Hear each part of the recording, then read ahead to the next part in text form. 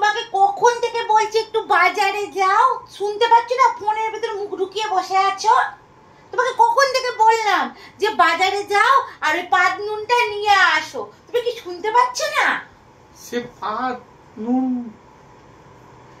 আরে বাবা, পাত নুন যেটা তুমি নিয়ে আসো, ওটা খেলে যে পাত পাত গন্ধ বেরোয়, ওই নুনটা।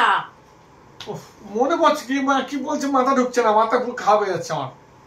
ই বাবা, পাত নুন, পাত নুন যেটা তুমি হামেশাই নিয়ে আসো গো, যেটা খেলে পাত পাত গন্ধ বেরোয়, ওইটা তুমি তো নিয়ে আসো। মাথায় এমন নাম বলছো, আমি তো কিছু মনে করতে পারছি না, ভুলে যাচ্ছি আমি সব কিছু। আরে যেটা তুমি নিয়ে আসো বাজার থেকে, ভুলে গেলে কেন? তুমি ওই শসার মধ্যে লাগিয়ে খাও, পেয়ারার মধ্যে লাগিয়ে খাও, ওই নুনটা।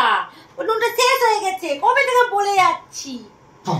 এ তো মাথা আমার ঘুরে গেছে, সে তো ওই কালো নুন, বিট নুন। আরে ওই হলো ওটা পাত নুন, ওটা মাথাটা বিশাল। কি হলো গো? আরে গো কি হলো গো? আরে গো কি হলো? কি হলো?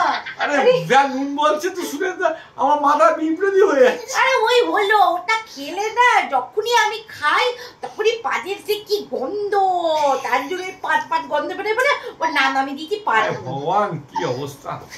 বেশি দেরি করোনি, তাড়াতাড়ি যাও পাত নুনটা নিয়ে এসো। যাই বাজার থেকে যাই, পাত নুনটা নিয়ে আসি, ওরা পাত নুন খেয়ে পাত বাঁধাবে।